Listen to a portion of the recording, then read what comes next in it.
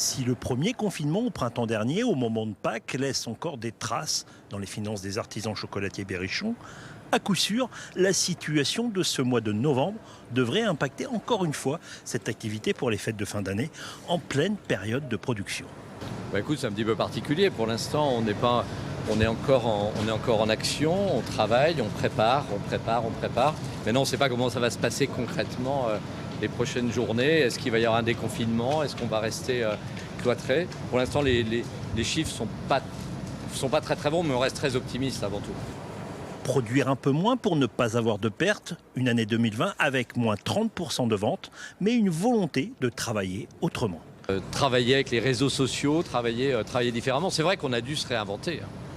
Fini les portes ouvertes et la gestion de père de famille de Daniel, avec l'arrivée à la tête de l'entreprise de Julien, le fils, qui prend le virage confinement en mode numérique. Le premier confinement, en fait, on n'était pas du tout présent sur les réseaux sociaux. On n'avait pas de compte Instagram.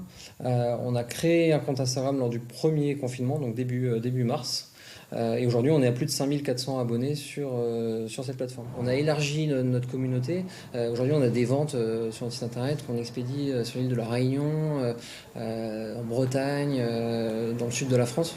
Donc on a vraiment élargi notre gamme, notre panel de clients. Moins de boutiques, plus d'internet. Au final, pour ces fêtes, confinés ou pas, ce sera des chocolats, encore des chocolats. Alors attention à la crise de foie.